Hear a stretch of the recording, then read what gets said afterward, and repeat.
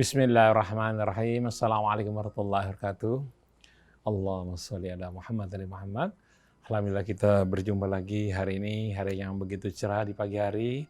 Terdengar suara burung, kokok ayam, dan sinar pagi yang menebar di antara pepohonan, sinar pohon mangga, rambutan, pisang, indah sekali, Masya Allah. Baik, kita masih di kediaman Ustadz Husein Alatas.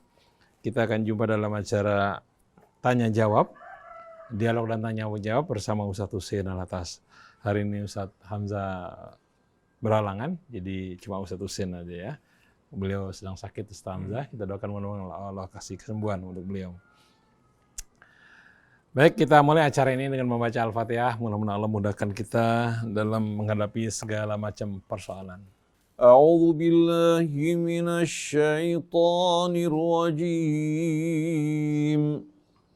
بسم الله الرحمن الرحيم الحمد لله رب العالمين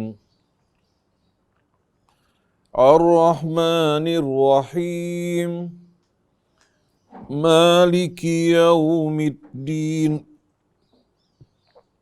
إياك نعبد وإياك نستعين اهدنا الصراط المستقيم صراط الذين أنعمت عليهم غير المغضوب عليهم ولا الضالين.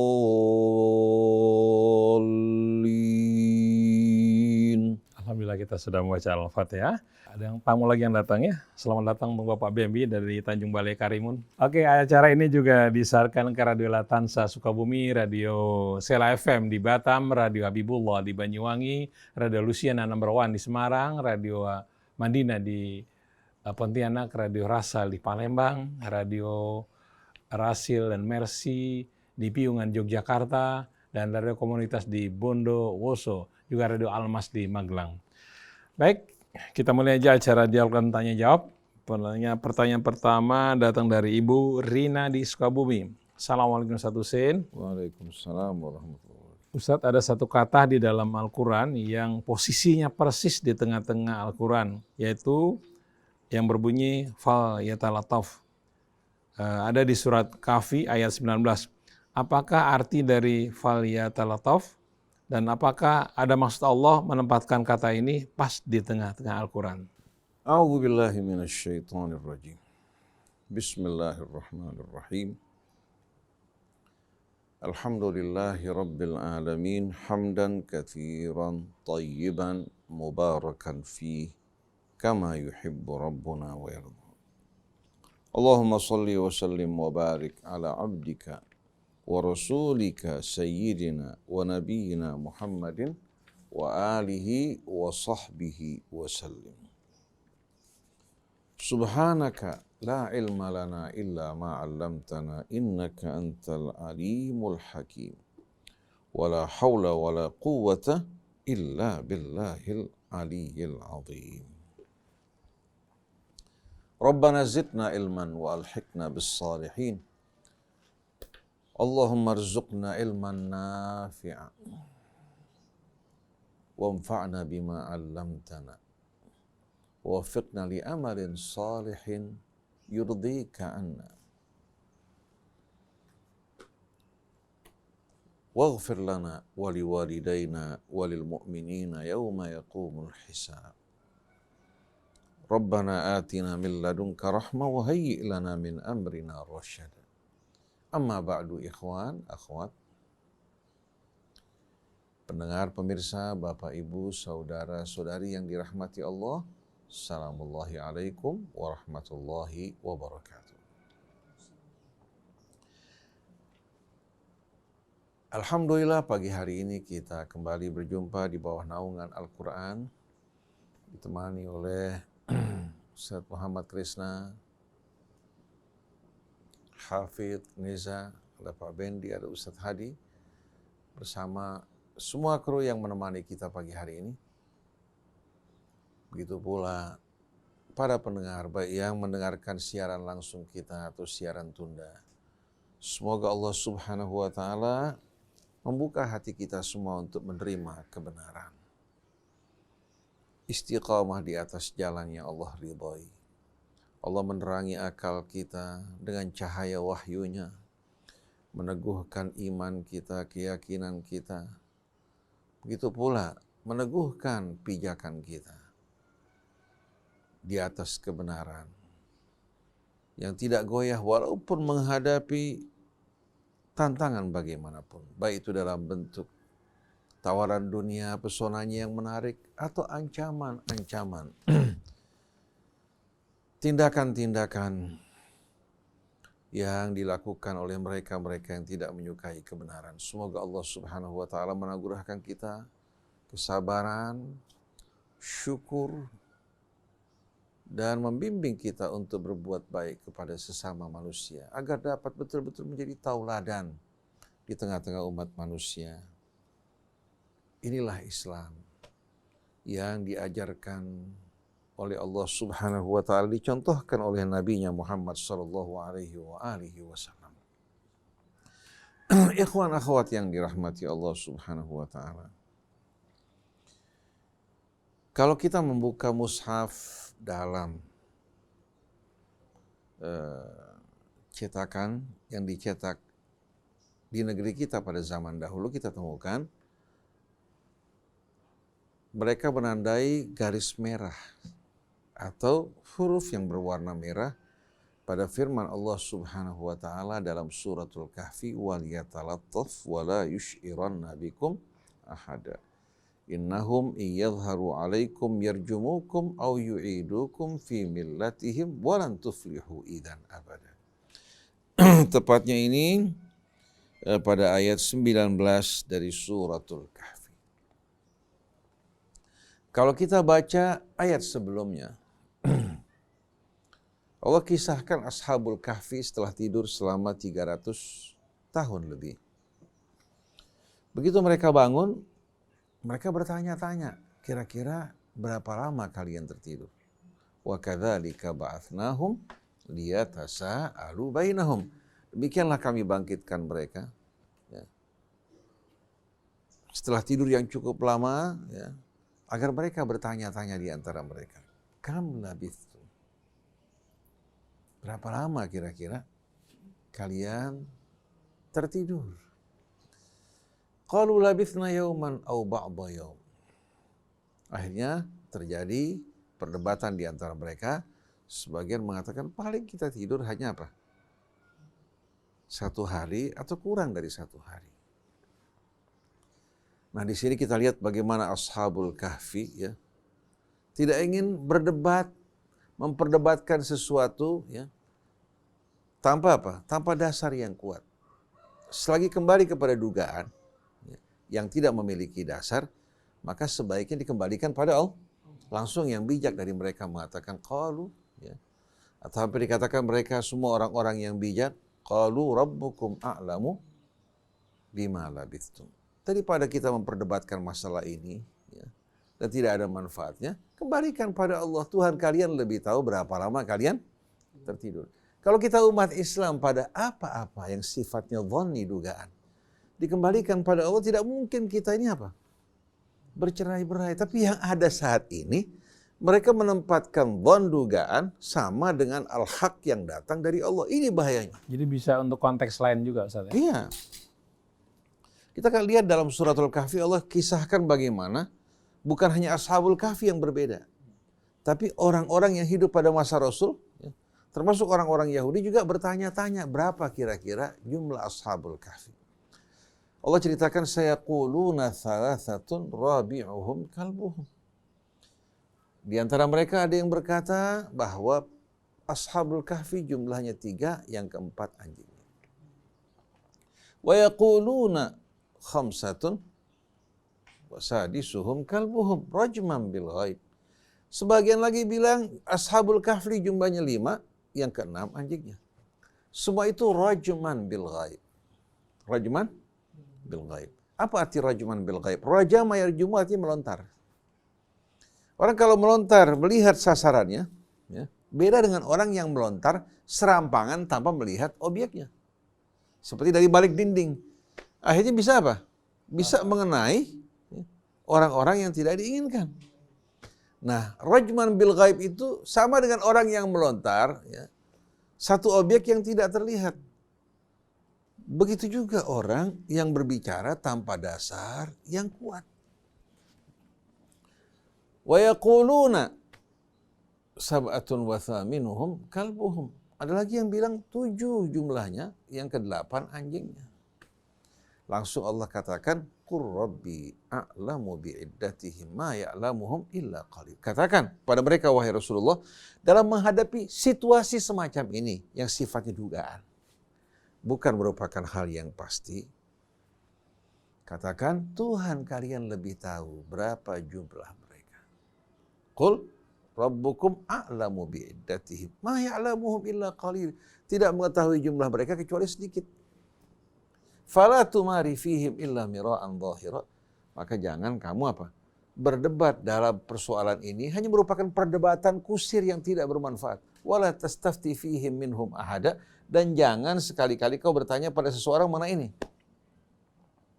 Artinya pada kasus semacam ini yang sifatnya dugaan, jangan kita menghabiskan waktu kita. Seperti umat Islam, pada persoalan fikih pada umumnya, ya, yang khilaf, itu merupakan hal yang dibangun di atas dugaan. Dibangun di atas dugaan. Mereka perdebatkan hingga melahirkan pertentangan, menimbulkan juga kelompok-kelompok dan golongan. Sedangkan yang datang dari Allah secara pasti mereka tidak amalkan. Seharusnya mereka camkan apa yang datang dari Allah, dari syariatnya. Sedangkan yang datang dari benak manusia, dari berbagai macam pendapat, mereka tempatkan sebagai pendapat manusia, bisa benar, bisa salah. Yang sumbernya kebanyakan riwayat ahad. Atau ijtihad yang dibangun di atas dasar yang sifatnya dhani. Tapi sayang manusia telah menempatkan diri mereka sebagai Tuhan. Sampai pendapat mereka pun ya, ditempatkan di atas kitab Allah Subhanahu wa ta'ala. Buku manusia, kumpulan-kumpulan hadis ditempatkan di atas Al-Quran. Maka terjadilah petaka yang kita alami pada saat ini. Nah, ketika Ashabul Kahfi bangun, mulai mereka bertanya-tanya berapa waktu lama mereka tinggal. Sebagian mengatakan 1 hari, sebagian mengatakan separuh. Langsung mereka menuntaskan, Rabbukum a'lamu bima labithtum. Ngapain bicara masalah ini? Tuhan kalian lebih tahu berapa lama kalian tinggal. Fab'athu ahadakum biwarihikum ilal madinati falyanzur ayyuha azka ta'aman falyatikum birizqin minhu waliyatalattaf wala yush'iranna bikum ahada. Lebih baik kita hindari perbicaraan semacam ini. Ini pelajaran buat kita, insya Allah di masa akan datang kita tidak mau sama sekali memperdebatkan, bicarakan masalah-masalah semacam ini yang tidak bermanfaat. Lebih baik kalian kirim orang dan membawa mata uang perak ini ke tengah-tengah kota. Ya. Kemudian dia mencari makanan azka ta'aman. Bukan hanya sembarang makanan, tapi azka ta'aman. Makanan yang betul-betul bersih dan suci. Kemudian waliyatalattaf. Karena dia di bawah pengawasan, Ashabul Kahfi beranggapan raja yang berkuasa atau penguasa kota masih yang lama. Waliyatalattaf. Hendaknya dia berhati-hati. Kata al-lutuf itu lembut.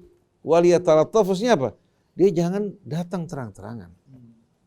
Tapi waliyatalattaf dia berhati-hati, ya.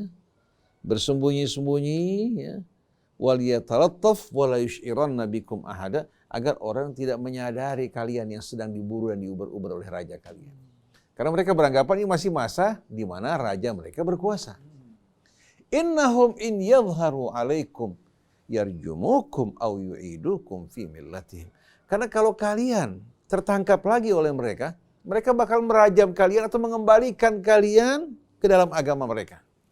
Walan tuflihu idzan abada. Dan kalian tidak akan beruntung, tidak akan selamat untuk selama-lamanya. Jadi ini nasihat dari tokoh mereka, pimpinan Ashabul Kahfi, agar keluar berbelanja, berhati-hati agar tidak terungkap oleh penguasa yang memburu mereka pada masa mereka bersembunyi. Ini bimbingan dari Allah Subhanahu wa ta'ala agar kita memilih dalam makan itu bukan hanya sembarang makanan. Tapi kita pilih makanan yang betul-betul dihalalkan Allah, yang disembelih juga dengan cara yang menyebutkan nama Allah. Dari jenis makanan-makanan yang baik, yang menyehatkan buat kita semua. Bukan hanya makanan yang kita suka. Kemudian, kita juga dalam menghadapi ancaman, hendaknya kita apa? Berhati-hati, jangan menjerumuskan diri kita dengan sengaja, dengan alasan kita berani. Kita jerumuskan diri kita ke dalam kebinasaan tanpa sama sekali manfaat yang kita dapatkan. Kalau kematian kita membawa manfaat maslahat buat umat, itu lain persoalannya. Sebagai contoh umpamanya, pada saat peperangan, berhadapan dengan musuh yang kuat. Kemudian satu orang mengatakan, saya ingin melakukan komando, ya, meledakkan diri saya di atas kapal mereka atau di tengah-tengah kerumunan tentara mereka. Ini bukan bom bunuh diri. Bom syahid. Kalau bom bunuh diri itu, orang sudah bosan hidup. Sudah nggak betah hidup. Dia ingin menjadikan kematian sebagai pelarian. Tapi kalau ini orang masih mencintai kehidupan, tapi dia mencintai kehidupan yang lebih besar di sisi Allah, dia ingin dengan kematian dia membawa keuntungan bagi apa? Bagi pasukan kaum muslimin.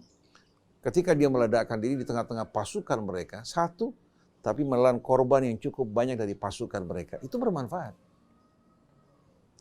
Tapi kalau tanpa manfaat, kita melakukan tindakan-tindakan yang membuat musuh memiliki celah untuk melakukan intimidasi terhadap kita, ini merupakan satu kesalahan.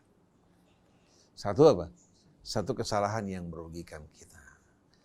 Tapi kalau kita menyampaikan kebenaran apa adanya dengan cara yang benar, cara yang baik, itu merupakan keharusan.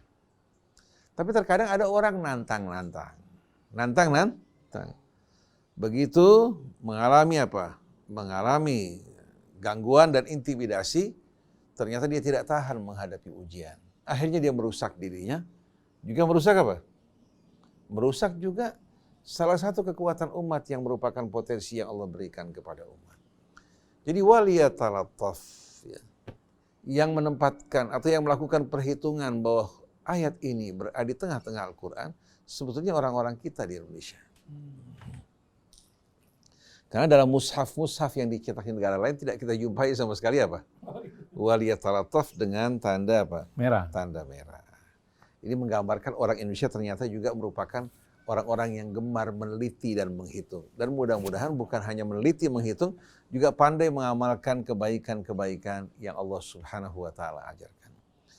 Jadi hendaknya jangan kita menghabiskan waktu berdebat dalam urusan yang tidak ada manfaatnya. Kita ingin radio silaturahim kita ini berbicara tentang kebenaran yang jelas dan gamblang. Kita ambil dari kitabnya, atau sunnah-sunnah Rasul yang sejalan dengan kitab Allah, atau pandangan-pandangan ulama yang merupakan petikan dari kitab Allah. Itu yang kita hargai. Adapun selebihnya, kita tidak siap untuk menghabiskan waktu kita walaupun sekejap untuk membicarakan masalah ini. Wallahu a'lam. Sekarang pertanyaan dari Bapak Tajudin di Lampung. Assalamualaikum Ustaz Husain. Waalaikumsalam. Ustaz, di dalam surat Al-Qur'an ada 3 ayat yang berbunyi walaqad yassarna Qur'ana lizikri wal mim mudakir. Itu maka sungguh telah kami mudahkan Al-Quran untuk peringatan, maka adakah orang yang mau mengambil pelajaran? Nah, apakah pengertian mudah di sini? Karena ada orang yang sudah belajar Quran berbulan-bulan, lamanya tidak bisa-bisa. Bismillahirrahmanirrahim. Dalam suratul Qamar, Allah berulang kali menegaskan, walaqad yassarnal Qur'ana lidzikri fahal mim muddakir. Sungguh kami telah mempermudah Al-Quran. Untuk apa? Al-Zikru memiliki beberapa arti. Satu, diingat. Kemudian satu, arti yang lain, makna yang lain dipelajari. Dijadikan sebagai apa? Pelajaran. Bisa juga menjadi peringatan. Al-Zikru itu juga menjadi peringatan. Biasanya kata dzikra yang berarti peringatan. Kalau adzikru diingat, ya, dan dipelajari. Juga disebutkan dengan lisan kita juga merupakan apa? Merupakan salah satu makna dari kata dzikir, adzikru. Aktsiru min dzikrillah, perbanyaklah berzikir kepada Allah. bukan hanya sebatas lisan. Lisan hanya mengungkapkan di alat, sedangkan zikir sebetulnya mahalluhul qalbu, tempatnya di hati. Jadi kami telah permudah Al-Quran untuk diingat, untuk dijadikan sebagai pelajaran, difahami maknanya. Ada nggak di antara kalian yang mau mengambil pelajaran? Secara real, ya, secara praktis, kalau orang membaca ayat Al-Quran, lalu membaca terjemahannya, dengan mudah dia akan fahami. Betul enggak? Asal dia tidak ditakut-takuti, ya, dihalang-halangi untuk memahami Al-Quran. Apalagi kalau diberikan motivasi, didorong, Allah yang akan membantu kita memahami ayat-ayatnya. Tidak tahu, tanya pada ahli. Orang lebih gampang memahami ini daripada apa? Seorang ya, yang dari permulaan mempelajari katakan matematik. Betul enggak? Mempelajari matematik, mempelajari kimia, mempelajari fisika. Pertama kali dia membuka pengetahuan ini, dia akan mengalami betul-betul apa? Beban yang berat. Tapi kalau Al-Quran, mudah untuk dipelajari. Jangankan orang-orang yang berilmu, kalangan masyarakat awam di bawah mudah memahami. Coba, kalau sebuah kitab yang ditulis oleh seorang filosof, seorang ulama besar, kemudian dibacakan pada awam, dengan bahasa-bahasa para ilmuwan, para ulama, awam susah untuk memahami. Betul enggak? Paling hanya kalangan-kalangan tertentu yang terbiasa dengan istilah-istilah dari penulis tersebut. Tapi kalau Al-Quran, subhanallah, Al-Quran ini mudah untuk difahami, dicerna oleh masyarakat awam. Sedangkan bagi orang-orang yang berilmu, justru merupakan apa? Merupakan ladang kajian penelitian yang luar biasa yang tidak pernah habis. Memberikan manfaat penerangan bagi manusia. Diumpamakan seperti apa? Telaga, atau kolam, atau samudra. Orang datang ke sana, mengambil air sesuai dengan besarnya bejana yang dimiliki. Yang segayung-segayung, yang seember-seember. Ya. Yang datang membawa tangki, dia memenuhi tangkinya. Sedangkan samudranya tidak pernah kering sama sekali. Betul tidak? Tapi apa-apa yang ditulis oleh para ilmuwan, oleh para ulama, awam sulit untuk memahami. Betul tidak? Yang memahami hanya orang-orang yang berspesialis dalam bidang tersebut. Sedangkan Quran, walaqad yassarnal Qur'ana lidzikri fahal mim mudzakir, sungguh kami telah permudah Al-Quran untuk dipelajari, untuk diingat, untuk difahami. Karena kalau tidak, bagaimana menjadi hujjah Allah? Ada nggak di antara kalian yang mau mengambil pelajaran? Tapi sayang selama ini banyak ulama, banyak ustadz tanpa disadari menjadi penghalang, rintangan orang untuk memahami Quran. Orang ditakut-takuti. Kalau sampai salah-salah nanti bisa terkena laknat dan kutukan. Quran yang merupakan syifa, penyembuh, rahmah, nur, kok dijadikan sebagai sesuatu yang mengancam, yang menakutkan dan mengerikan. Jadi yang bertanggung jawab adalah ulama-ulama yang menghalangi manusia dari Quran. Atau yang mengedepankan karya-karya manusia di depan kitab Allah. Sedangkan Alkitab di belakang. Orang begitu memasuki sesuatu dengan ketakutan. Bagaimana mungkin dia akan dapat mencerna? Saya ingat pada saat saya kanak-kanak, mereka menjadikan ilmu faraid itu ilmu yang luar biasa susahnya. Ilmu yang paling sulit adalah faraid. Padahal kalau seandainya orang tidak ditakut-takuti, orang mempelajari faraid itu ilmu cuma 1 hari, selesai. Asal dia, yang penting bagi dia memahami ya hitungan, pecahan dengan cara baik. Tapi kalau dia tidak memahami, ya, berhitung dengan baik, ketika dia mendengarkan firman-firman Allah mengenai pembahagian warisan, dia akan mengalami kebingungan. Seperti orang Indonesia. Ya. Ketika mereka belajar faraid di pesantren-pesantren, yang menyulitkan mereka bukan keterangan Allah, yang menyulitkan mereka apa? Justru dalam saat pembahagian, ya, menggunakan pecahan-pecahan, mereka mengalami kebingungan. Sebagai contoh, kalau ada orang meninggal dunia, ada anak, ada bapak, ada ibu, ada istri. Bapak masing-masing dengan ibu 1/6. Istri 1/8 karena ada anak. Langsung mereka membagi, bukan disamakan bilangannya, sebutannya dulu, dibagi dengan cara apa?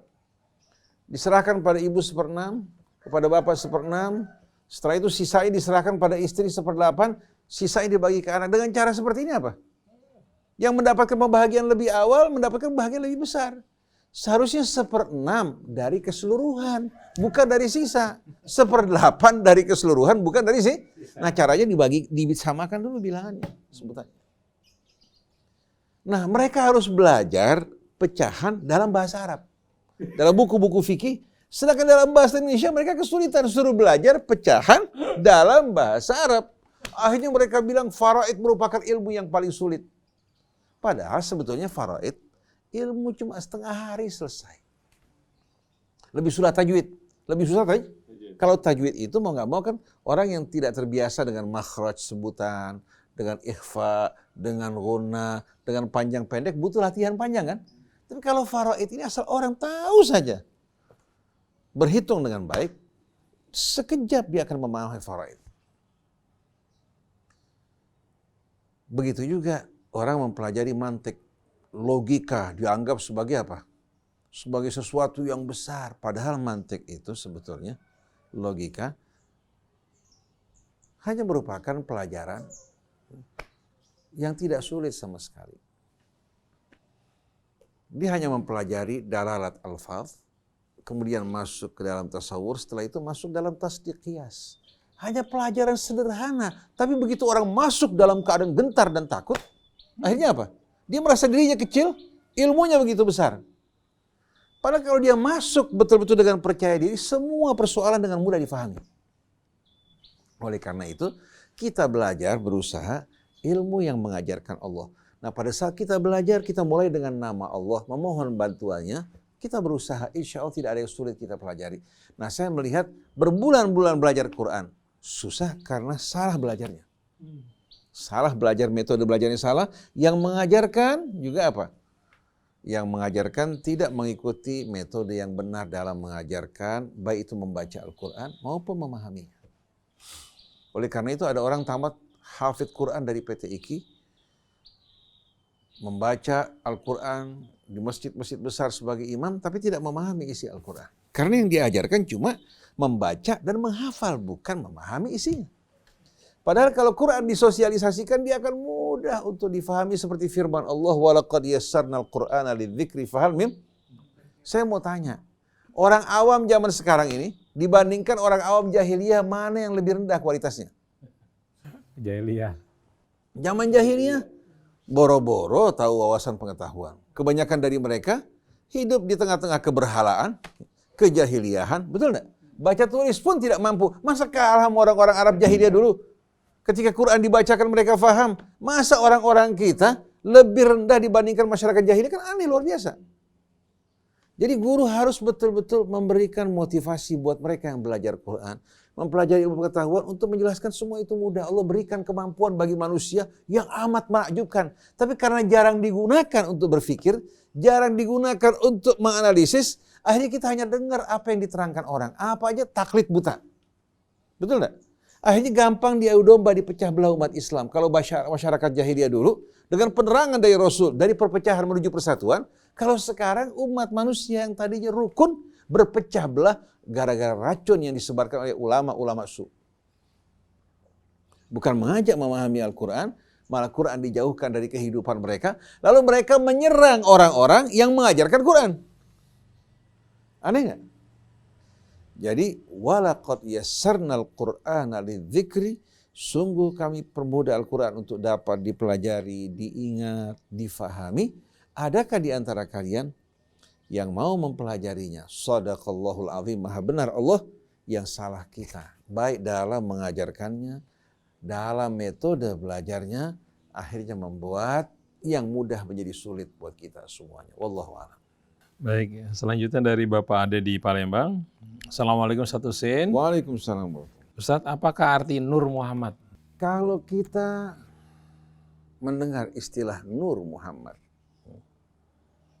kalau kita kembali kepada referensi dari hadis-hadis. Hadis-hadis ini sebetulnya diriwayatkan dengan sanad yang amat lemah.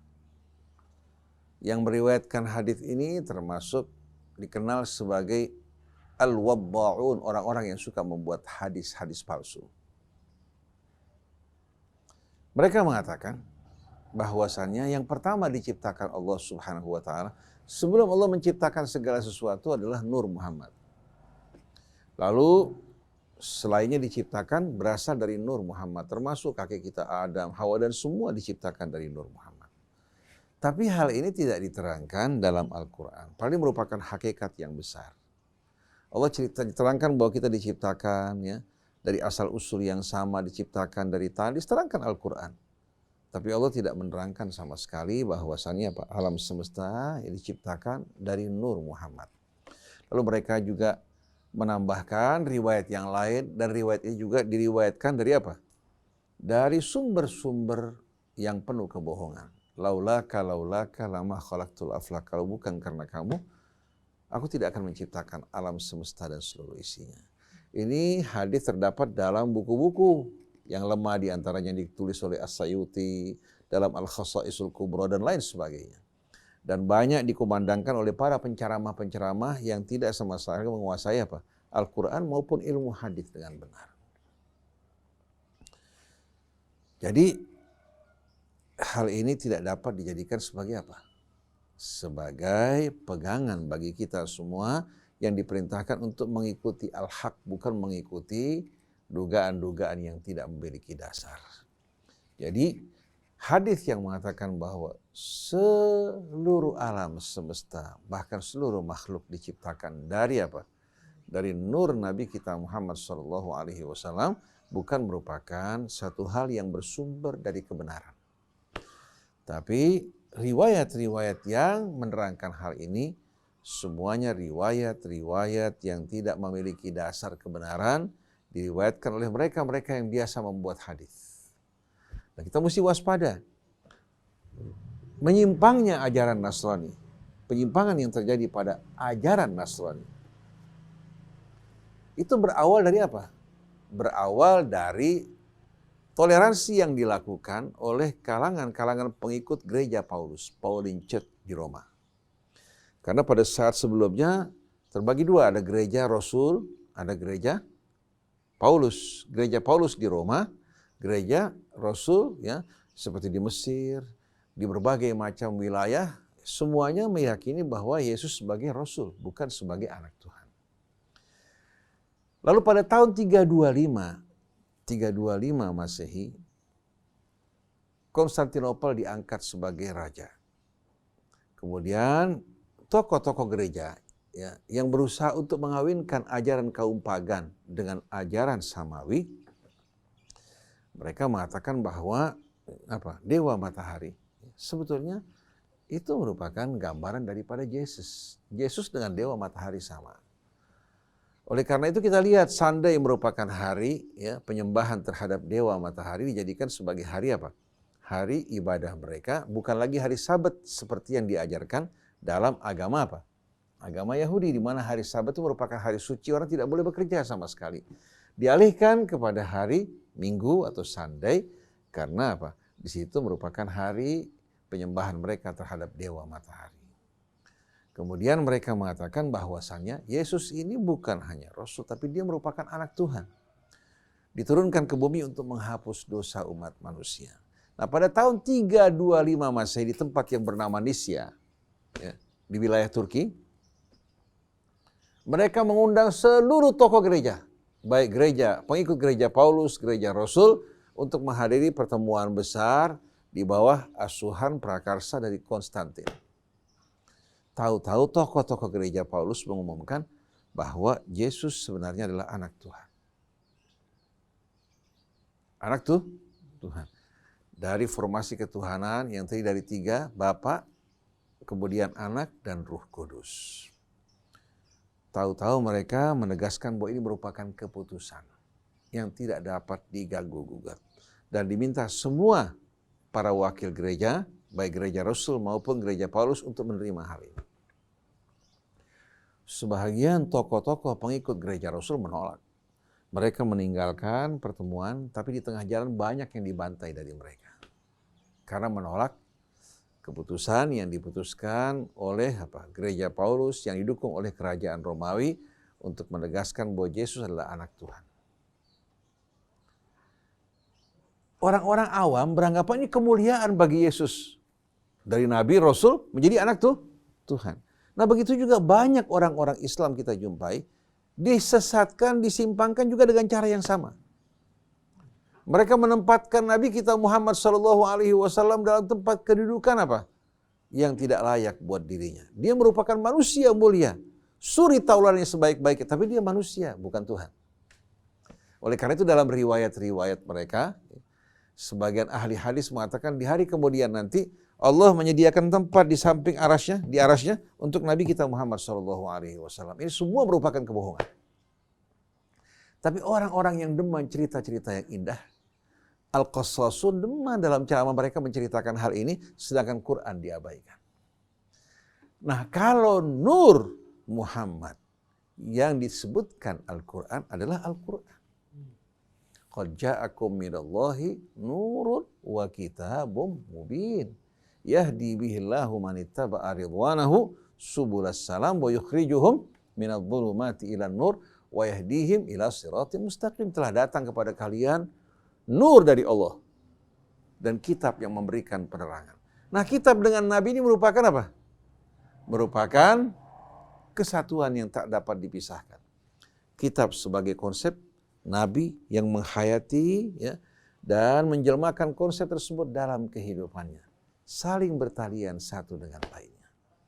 Jadi Nur Muhammad sebetulnya apa? Mengisahkan akan apa? Akan nur yang Allah turunkan kepada Nabi-Nya. Oleh karena tempat turunnya pun dinamakan Jabal Nur. Jabal Nur. Dan Allah katakan, وَلَقَدْ أَنْزَلْنَا إِلَيْكُمْ آيَاتٍ مُبَيِّنَاتٍ وَمَثَلًا مِنَ الَّذِينَ خَلَوْا مِنْ قَبْلِكُمْ وَمَوْعِظَةً لِلْمُتَّقِينَ اللَّهُ نُورُ السَّمَاوَاتِ وَالْأَرْضِ. Allah yang menerangi langit dan bumi, menerangi kehidupan kita dengan Al-Quran yang digambarkan sebagai nur ala nur. Ya ayuhan nas qad ja'akum burhanum mir rabbikum wa anzalna ilaikum nuran mubina. Wahai manusia, telah datang kepada kalian bukti dari Tuhan kalian yang terang benderang, dan kami turunkan bagi kalian nur yang memberikan penerangan penjelasan yang sejelas-jelasnya. Jadi Nur Muhammad adalah Al-Quran. Tidak seperti riwayat-riwayat yang meriwayatkan bahwasannya yang pertama diciptakanlah nur Nabi kita, kemudian setelah itu makhluk-makhluk bercabang berkembang dari nur Nabi kita. Ini merupakan hal yang bertolak belakang dengan Quran. Dan sumbernya adalah riwayat-riwayat palsu yang dibuat oleh mereka-mereka yang ingin mengacaukan pemahaman kita semuanya. Wallahu a'lam. Selanjutnya dari hamba Allah di Jakarta. Assalamualaikum Ustaz Husein. Waalaikumsalam. Ustaz, apa perbedaan akal dengan logika? Apa perbedaan akal dan logika?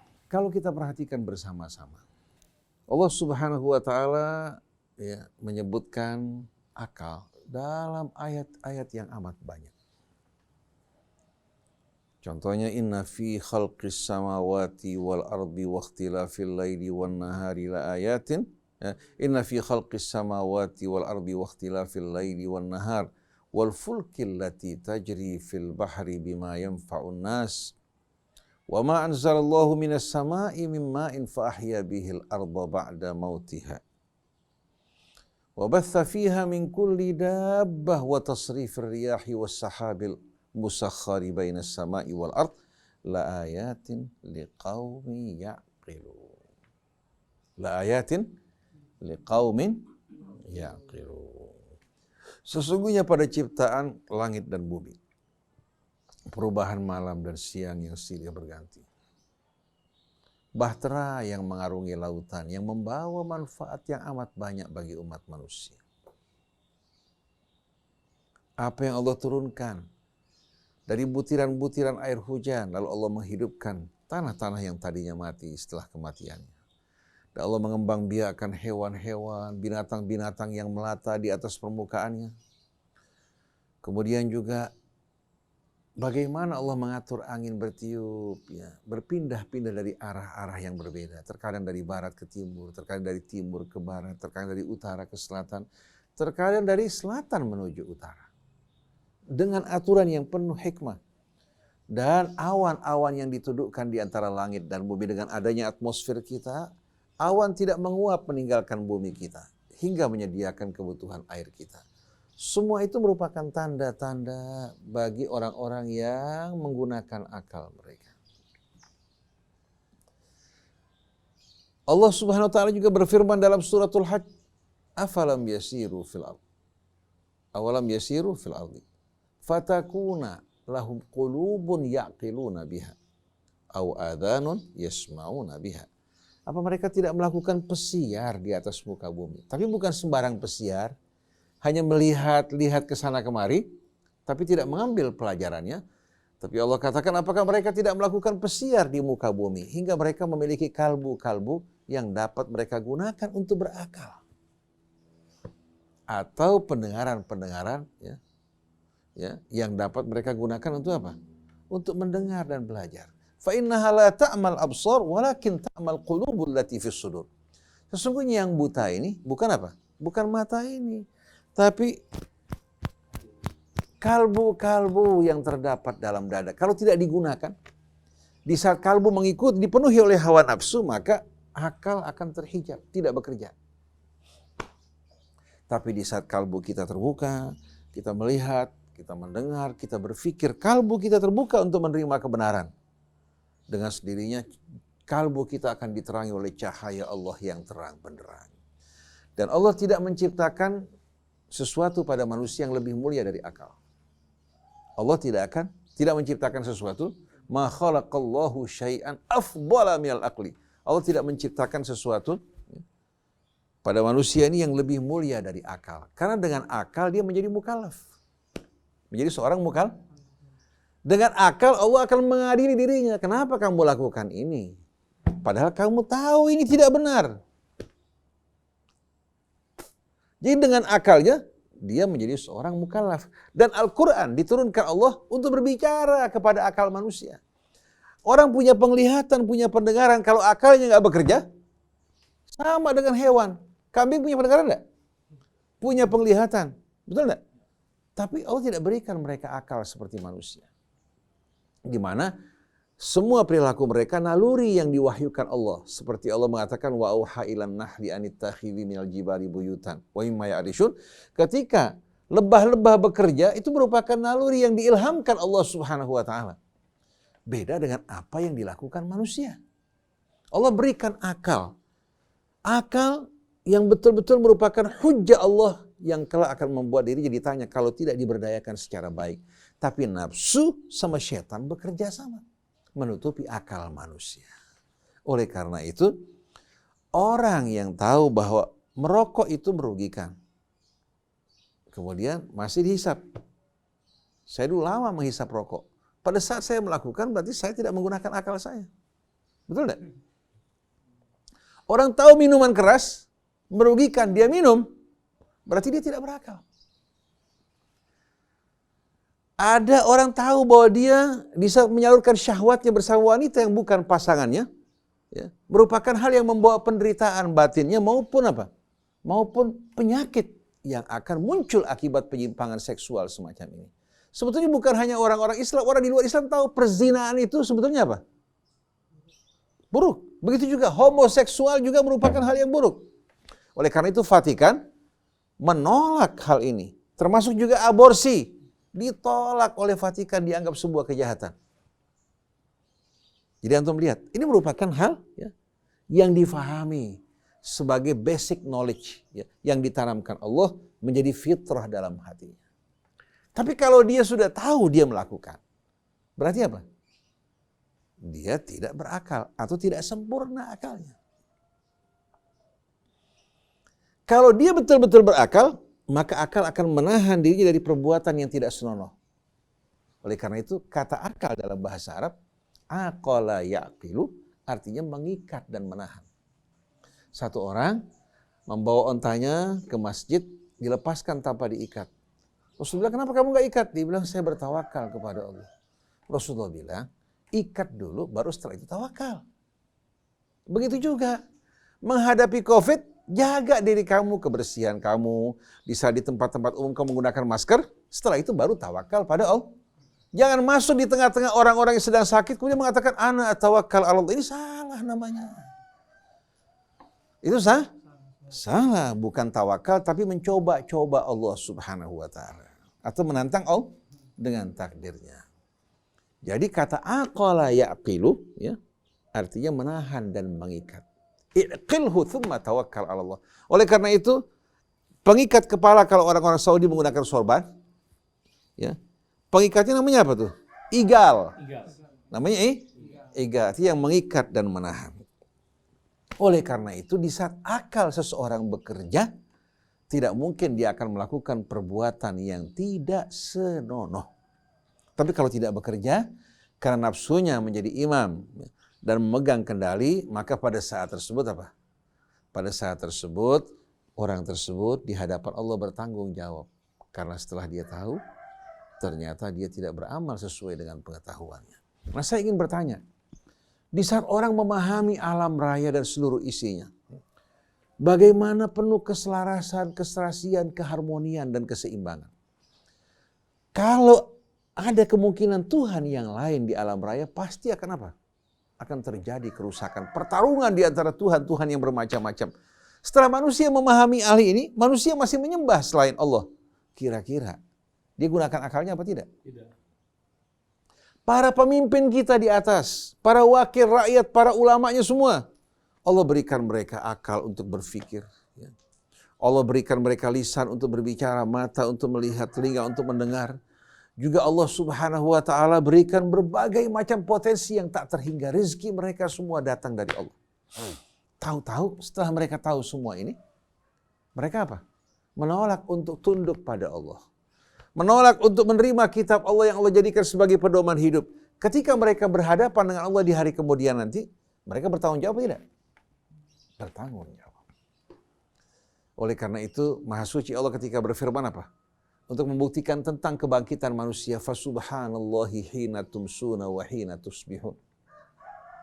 Walahul hamdu fis samawati wal ardi wa asyiyan wa hina tuhirun. Maha Suci Allah ketika kalian masuk di waktu sore menyaksikan bagaimana secara perlahan-lahan matahari mulai tenggelam. Apalagi di tengah lautan. Kalau kita di pesisir pantai menyaksikan matahari akan terbenam, kelihatan pelan-pelan matahari terbenam. Tidak langsung seperti orang mematikan lampu, tapi perlahan-lahan yulijul laila fin nahar wa yulijun nahara fil lail. Menyisipkan malam ke dalam siang dan siang ke dalam malam. Menyisipkan pelan-pelan. Maha Suci Allah ketika kalian memasuki di waktu sore hari sebelum terbenam matahari. Wahina tusbihun. Begitu juga ketika kalian perlahan-lahan menyaksikan matahari terbit. Dari mulai cahaya merah berkembang sedikit demi sedikit hingga menyinari permukaan bumi. Ini berlangsung bukan sehari dua hari. Berabad-abad ribuan tahun kita saksikan depan mata kita. Tak ada seorang pun yang mengklaim bahwa kami yang melakukan hal ini. Fasubhanallahi hina tumsuna wa hina tusbihun walahul hamdu fis samawati wal ard. Dan miliknya, kepunyaannya atau baginya segala puji. Dari apa-apa yang kita saksikan di langit maupun di bumi, dari makhluk-makhluk Allah, sebetulnya semua merupakan apa? Merupakan bukti-bukti akan karunia Allah yang tak terhingga. Maka selayaknya kita hanya menyerahkan puja-puji kita kepada Allah. Dan bagi Allah, alhamdulillah, seluruh puja dan puji. Baik di langit maupun di bumi. Wa asyian wa hina tudhirun. Begitu pula pada waktu sore. Atau pada waktu siang. Kita saksikan perbedaan pagi, siang, sore, dan malam. Itu merupakan nikmat-nikmat yang Allah berikan pada kita. Kalau seluruh waktu kita siang, kapan kita beristirahat? Kita berletih lelah di waktu siang, sore hari, kita siap-siap beristirahat. Begitu kita tidur setelah keletihan, bangun kita merasakan kesegaran kita kembali. Coba kalau Allah buat seluruhnya siang, kapan manusia akan istirahat? Pekerjaan yang belum diselesaikan sekarang, dia masih lanjutkan di malam hari. Dipaksakan akhirnya jantungnya putus. Setelah itu apa? Yukhrijul hayya minal mayyiti wa yukhrijul mayyita minal hayy. Wa yuhyil arda ba'da mautiha. Dia yang mengeluarkan apa? Kehidupan dari yang mati. Saksikan pohon pisang satu setelah menghasilkan tugasnya melahirkan anak-anak pisang yang cukup banyak. Jadi manusia nggak perlu takut soal rezeki. Satu mati datang banyak. Betul enggak? Satu ekor kambing bisa melahirkan sekian banyak kambing. Manusia masih takut mengalami apa? Kehidupan dan tantangannya. Padahal Sayyidah Hajar di padang pasir nggak takut. Kita di lahan yang subur seperti ini hidup dalam ketakutan. Memang rahasia iman yang paling penting. Jadi dia mengeluarkan kehidupan dari kematian dan mengeluarkan juga kematian dari yang hidup. Yang hidup gak pernah hidup mereka kekal. Walaupun gagah, olahraga, check up setiap hari, habis kelar check up, dokter bilang kamu bisa hidup lagi 30 tahun, pulang ke rumah meninggal dunia. Sedangkan yang di tempat tidur, yang dokter perkirakan tinggal 6 bulan lagi, bertahun-tahun masih hidup, koma sadar lagi. Sampai orang bilang nggak salah nih kematian ngambil yang muda lupa yang tua. Yang mengeluarkan kehidupan dari yang mati atau yang akan mati dan mengeluarkan juga apa? Yang mati dari yang masih hidup. Kemudian apa? Wa yuhyil arda ba'da mautiha. Dia menghidupkan bumi setelah kematian dengan hujan yang turun. Yang tadinya gersang sampai di Saudi Arabia di gunung-gunung batu. Begitu hujan lebat turun tidak lama kemudian dari celah-celah batu muncul rumput-rumputan. Wa kadzalika tukhrajun, sebagaimana kehidupan lahir depan mata kalian, demikian pula kalian semua akan dikeluarkan hidup kembali oleh Allah Ta'ala. Dengan mendengarkan ayat-ayat ini, masih kalian tidak sama sekali sadar betapa pemurahnya Allah, betapa pemaafnya Allah, penyabarnya terhadap kita semua. Kalian sudah jelas memahami nikmat-nikmat yang begitu besar, tapi kalian tidak bersyukur pada Allah, bahkan menolak kitab sucinya. Kalau yang menolak, katakan orang awam, kita nggak heran. Kalau ulama nggak mau kitab suci Allah, lebih suka karya-karya manusia, lebih mengherankan lagi. Maka patah Arab bilang apa? Lau nadaita hayyan la asma'tahu walakin la hayata liman tunadi. Kalau kamu panggil orang hidup, pasti jawab. Tapi sayang, walaupun dia hidup, jiwanya telah mati. Walau nafakhta fin nari la ash'altaha walakinnaka nafakhta fir ramadi. Kalau kamu tiup api, nyala apinya. Tapi yang kamu tiup abu setelah pembakaran. Begitu ditiup, balik akhirnya abunya nyerang kita semuanya. Nah kalau sampai kita melihat manusia ini seperti abu-abu, ya, yang apa?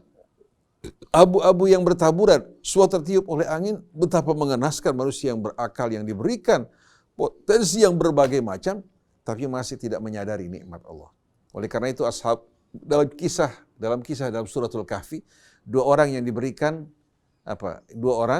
ya, Allah berikan dua orang sebagai perumpamaan. Satu diberikan kekayaan pada kebunnya dengan berbagai macam kenikmatan, satu tidak memiliki apa-apa. Satu yang diberikan kebun berkatakan apa? Wa dakhala jannatahu wa huwa zalimun li nafsihi qala ma adhunnu an tabida hadhihi abada. Wa ma adhunnu sa'ata qa'imatan wa la in rudittu ila rabbi la ajidanna khairan minha munqalaba. Dia masuk ke kebunnya dalam keadaan zalim, ingkar kepada Allah, penuh kesombongan. Lalu dia mengatakan, dugaan saya tidak akan mungkin semua ini akan hancur. Kebun-kebun dengan sungainya yang mengalir, dari mana akan terjadi apa? Kehancuran. Apalagi dirawat, dijaga dengan baik. Wa ma adhunnu sa'a qa'imah. Saya punya dugaan kiamat atau saat-saat kebangkitan tidak akan mungkin terjadi. Wala in rudittu ila rabbi la ajidanna khairan minha munqalaba. Kalau saya dikembalikan kepada Tuhanku, saya akan mendapatkan tempat yang lebih baik di dunia saya seperti ini, menunjukkan bahwa Tuhan sayang pada saya. Kalau saya kembali, pasti saya akan mendapatkan tempat yang lebih baik. Dijawab oleh temannya, qala lahu sahibuhu wa huwa yuhawiruhu akafarta billadhi khalaqaka min turabin thumma min nutfatin thumma sawwaka rajula. Temannya langsung menjawab dengan bahasa dialog yang baik. Apa kamu ingkar kepada Tuhanmu yang telah menciptakan kamu? Kemudian menciptakan kamu dari tanah, menyempurnakan diri kamu. Walaupun dari tanah kamu berasal, tapi bentuk kamu tidak lagi seperti tanah, seperti sebelumnya. Tsumma sawwaka rajula, lalu menjadikan kamu seorang pria yang sempurna, memberikan kamu nikmat seperti ini. Jika pertanyaan yang menggugah kesadarannya, dari mana kamu diciptakan? Dari tanah kamu diciptakan, ya. Lalu Allah sempurnakan diri kamu menjadi seorang laki-laki. Padahal asal usul kamu begitu rendah. Masa kau ingkar pada Tuhan? Lakinna wallahu rabbi wala usyriku bi rabbi ahada. Adapun aku, Tuhanku adalah Allah, dan aku tidak akan mempersekutukan Allah dengan sesuatu. In tarani ana aqalla minka malan wa walada fa asa rabbi an yu'tiyani khairan min jannatika wa yursila 'alaiha husbana minas sama'i fatusbiha sa'idan zalaqa. Kalau kamu lihat sekarang saya, lebih sedikit saya punya harta. Begitu pula anak-anak saya. Tuhanku lebih berkuasa untuk memberikan. Aku lebih baik dari kebunmu, sedangkan kebun kamu juga Allah kuasa untuk menghancurkannya dengan mudah. Seperti yang kita lihat saat ini. Orang-orang yang tadi sombong, bangga diri, yang memungut keuntungan yang begitu besar tapi lupa kepada Allah, mereka beranggapan bangunan yang mereka bangun, eksistensi mereka, harta yang mereka kumpulkan benar-benar akan menjamin kehidupan mereka. Datang tentara corona yang lemah. Makhluk hidup yang penuh ketergantungan pada yang lain membuat ekonomi dunia porak-poranda. Berapa banyak pengusaha-pengusaha terkenal pada saat ini, ya, mereka lagi mengalami betul-betul rasa pilu. Karena setiap hari yang mereka kumpulkan dulu sekarang dikeluarkan. Hutang mereka bertambah. Masa depan mereka suram, belum lagi di hari akhirat nanti. Jadi kalau manusia sombong kemana mau pergi? Oleh karena itu saya ingatkan para pemimpin di atas yang diberikan amanat. Kedudukan bukan milik kalian, amanat kepercayaan. Para wakil rakyat, para ulama, mari kita siap-siap untuk kembali kepada Allah. Begitu pula aparat TNI-nya maupun aparat kepolisian. Kalian hamba-hamba Allah yang mulia, khalifah-khalifah Allah di muka bumi. Jangan mau jadi alat kezaliman. Jangan kalian mau jadi alat kezaliman, akhirnya kalian menanggung akibatnya di dunia. Begitu pula di akhirat. Di dunia dibenci karena kalian mendukung kezaliman. Di akhirat kalian akan menghadapi azab yang maha berat. Tapi hendaknya kalian dengan peran mereka, sebagai aparat TNI-nya, sebagai aparat kepolisiannya, menegakkan kebenaran dan keadilan. Kalian mulia di dunia, mulia juga di hari akhirat nanti. Jadi kalau kita bicara mengenai akal, sebagaimana keterangan Quran, orang yang menggunakan akal, orang yang paling sempurna, yang paling bijak. Dan Allah tidak menciptakan sesuatu pada diri manusia yang lebih mulia dari akalnya. Karena walaupun dia bernasab mulia, tampan, cantik, memiliki juga pendengaran yang baik, penglihatan yang baik, tanpa akal, kehilangan kemanusiaannya. Nah sekarang kita bicara mengenai logika atau logika. Sebetulnya kalau kita lihat kata logika, ya, tidak menunjuk kepada otak. Tidak menunjuk kepada kalau otak itu kan hanya prosesor alat yang memori juga memproses berbagai macam informasi. Seringkali mereka mengatakan apa? Ini tidak logis atau tidak logik. Tidak masuk akal atau gimana? Maksud mereka dengan sendiri tidak apa? Tidak masuk akal. Cuma sayang. Karena mereka hanya bergantung pada logika tanpa penerangan dari Allah Ta'ala. Akhirnya mirip dengan apa? Mirip dengan orang punya bola mata sehat. Tapi tidak ada cahaya dalam kegelapan. Kira-kira bermanfaat apa tidak? Tidak. Dia diberikan bola mata yang sehat. Tapi tidak mendapatkan penerangan. Akhirnya meraba-raba. Akalnya mulia, tapi sayang tidak mendapatkan penerangan. Nah kalau akal, ya, katakan sama dengan logika. Karena logika itu membangun sesuatu di atas bukti, dalil, ya, bukan berdasarkan praduga, sangkaan, ya, atau bukan mengikuti legenda, mitos dan lain sebagainya. Betul tidak? Nah kalau seandainya akal atau logika diterangi oleh wahyu Allah yang menciptakan kita, yang memberikan kita akal dan logika, kira-kira bagaimana jadinya?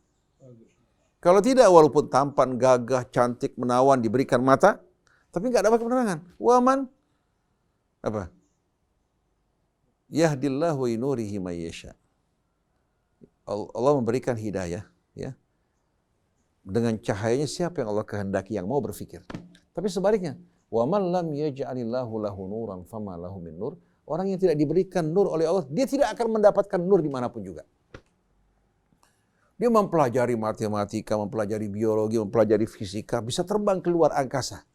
Menyaksikan ayat-ayat Allah, tapi nggak melihat Allah. Ada nggak? Menyelami lautan, menyaksikan satwa laut yang begitu luar biasa, tapi di balik semua ini nggak melihat Allah. Berarti buta nggak? Buta. Fa innaha la ta'mal absar walakin ta'mal qulubul lati fi sudur. Dia bermata, bertelinga, bahkan diberikan logika, diberikan akal. Tapi subhanallah karena tidak mendapatkan penerangan dari Allah, dia walaupun melihat keajaiban yang begitu banyak, alam yang begitu menakjubkan, ternyata mereka tidak bisa melihat tangan-tangan Allah di balik semua ini. Berarti sama dengan orang buta. Betul tidak? Oleh karena itu, kita harus pahami bahwasannya akal ini merupakan anugerah Allah yang terbesar. Yang buruk itu orang yang akal-akalan. Kalau akal-akalan itu akal ditunggangi nafsu sama syaitan. Tapi kalau akal yang mulia yang diterangi oleh wahyu Allah. Jadi bukan kita mengedepankan akal, tapi kita justru menerima cahaya wahyu ilahi. Jadi jangan bilang kita nggak boleh beragama dengan akal. Kalau gitu mau jadi himar, mau jadi keledai. Ini bahaya sekali, luar biasa. Kita orang Islam diajak mundur ke belakang. Tuhan kita bukan akal. Kita bukan beragama dengan akal, tidak. Tapi kita apa? Kita betul-betul mensyukuri nikmat yang Allah berikan dengan akal yang sempurna. Kemudian kita menerima penerangan dari Allah. Nurun ala nur. Jadi bukan berarti kita mempertuhan akal. Sama sekali tidak. Bukan kita mengedepankan akal. Akal hanya alat. Wasilah. Tapi nur dari Allah, petunjuk hidayah yang kita harapkan. Nah, kita membaca Al-Quran, mengajak kita cerdas. Kita membaca Al-Quran, kita akan mengagungkan Allah. Sedangkan saya yang membacakan Quran, hanya merupakan orang yang membacakan sebagai wasilah. Oleh karena itu perhatian Anda jangan tertuju pada saya.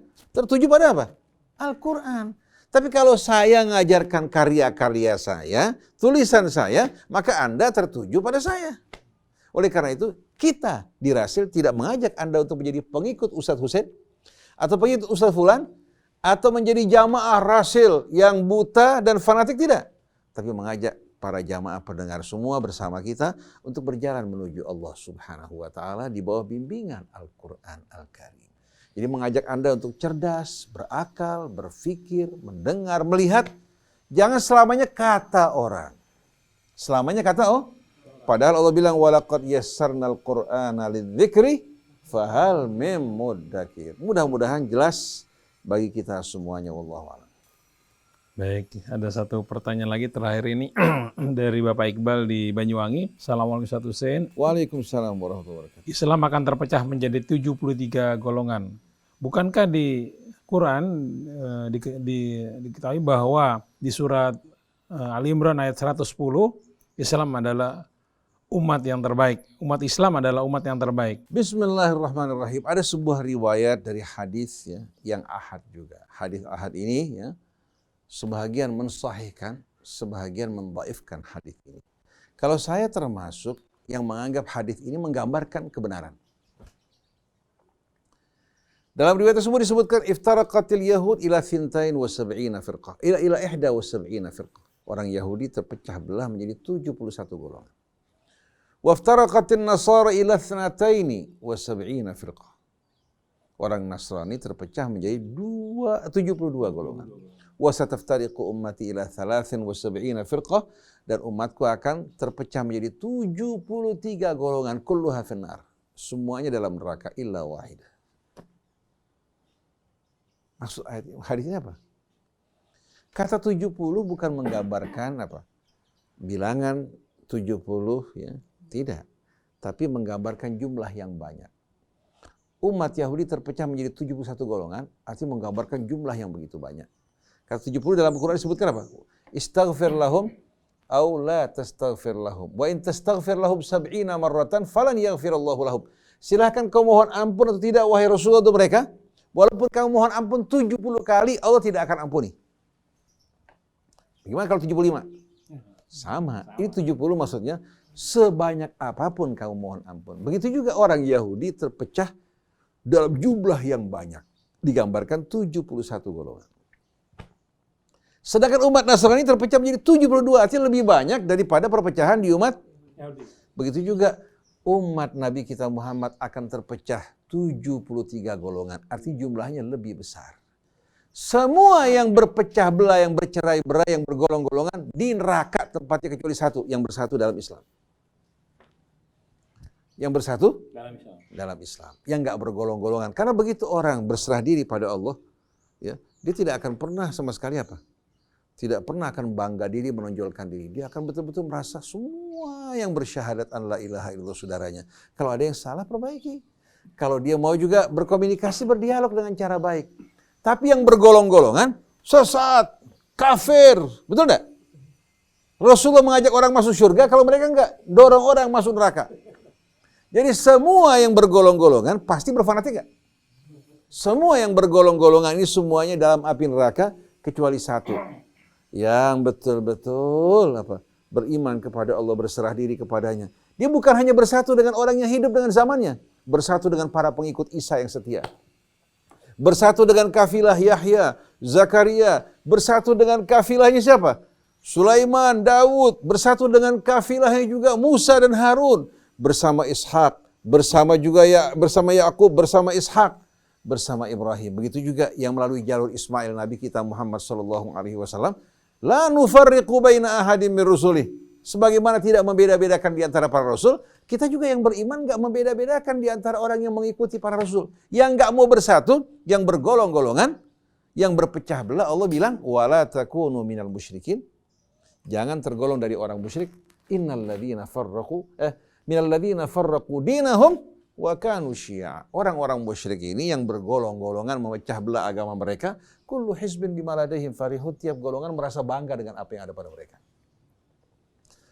Lalu Allah bilang dalam suratul An'am, innal ladzina farraqu dinahum wa kanu syi'a lasta minhum fi syai'. Orang yang memecah belah agama mereka hingga bergolong-golongan, kamu sedikit pun bukan dari mereka, wahai Rasulullah, dan mereka bukan pengikut kamu. Walaupun ngaku sebagai pengikut Quran Sunnah, kalau bergolong-golongan bukan pengikut Rasul. Itu pernyataan dari Quran. Jadi hadis ini sebetulnya menggambarkan kebenaran. Umat Islam akan berpecah belah dengan jumlah yang lebih besar daripada umat Yahudi maupun Nasrani. Semua yang berpecah belah, yang berfanatik, yang dijauhkan dari Allah, semua menjadi penghuni api neraka kecuali satu. Itu orang-orang yang beriman dan berserah diri kepada Allah, beramal soleh. Di hatinya betul-betul hanya ada ubudiyah yang betul-betul tulus kepada Allah. Tidak ada penyembahan untuk kelompok, untuk golongan, untuk partai, untuk hawa nafsu. Tapi kalau orang sudah fanatik, pasti buta. Yang pro calon ini, dia menganggap ini merupakan calon yang terbaik. Yang anti pasti menjelekkan. Nah, kalau kita tidak mau seperti ini. Kita mau betul-betul ucapan kita, perbuatan kita sesuai dengan tuntunan Allah Subhanahu wa taala. Yang salah-salah walaupun keluarga kita, yang benar-benar walaupun orang lain.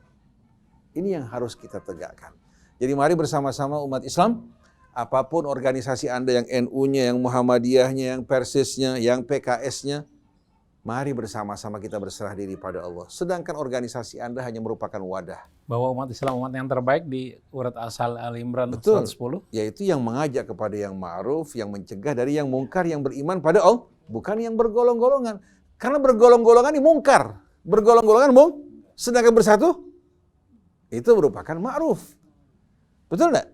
Tapi kenapa sekarang orang mengajak kepada yang mungkar? Aneh enggak? Bahkan uniknya ketika satu majelis mengundang saya untuk datang ke majelis, lalu mulai muncul isu hati-hati di orang Syiah. Seharusnya kan dengar dulu apa yang saya sampaikan, baru berikan komentar. Ini nggak tahu kata orang. Nah kalau ilmunya kata orang, akhirnya lama-kelamaan kotoran kuda mereka anggap roti yang enak. Kan repot. Jadi seharusnya dengar langsung bagaimana orang diukur dengan apa yang diucapkan, bukan kata orang. Nah kalau seandainya satu orang baik-baik, difitnah, dia berzina, berbuat yang enggak-enggak, kata orang, lalu divonis, apa jadinya? Orang yang suka memfitnah orang lain harus siap-siap juga dirinya terkena fitnah. Nah kalau kita sebenarnya tidak terganggu dengan sikap-sikap seperti ini, karena yang penting kita berjalan dengan menyampaikan kebenaran. Adapun komentar orang biasa, jangankan kita, Nabi kita difitnah macam-macam. Oleh karena itu, saya tegaskan kembali bahwa kita semua mengajak untuk bersatu dalam Islam, bukan bergolong-golongan. Kita mencintai sunnah Rasul, tapi kita bukan dari partai Ahlus Sunnah. Kita mencintai keluarga Rasul, tapi bukan masuk dalam partai Syiah, tidak. Kita mencintai kaum muslimin, kita mencintai orang yang berjasa dalam perjuangan Islam, dan kita ingin bergabung bersama Rasul dalam ummatan muslimatan. Itu yang kita inginkan. Adapun golong-golongan, kalau kalian suka ambil buat kalian.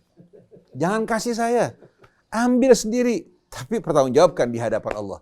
Adapun yang saya inginkan dan orang-orang yang bergabung bersama kita adalah umat yang bergabung dalam Islam yang penuh dengan kecintaan, toleransi.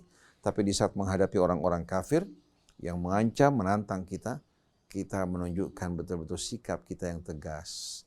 Kalau kita hidup-hidup mulia, kalau kita mati-mati dalam keadaan syahid. Itu yang diajarkan Allah. Dicontohkan Nabi kita, dan kita tidak akan melakukan kezaliman. Subhanakallahumma wa bihamdik astaghfiruka wa atubu ilaik wal afu minkum. Wassalamualaikum warahmatullahi wabarakatuh. Waalaikumsalam warahmatullahi wabarakatuh. Alhamdulillah cukup jelas semuanya jawabannya, mantap. Baik, terima kasih Ustaz Hussein. Kita akan jumpa lagi pada hari Senin depan pada acara dialog dan tanya jawab. Baik, saya Muhammad Krisna, Fahri, Yusuf Subangkit, dan Anis Mualim. Mohon pamit, wabillahi taufiq wal hidayah. Wassalamualaikum warahmatullahi wabarakatuh. Waalaikumsalam warahmatullahi wabarakatuh.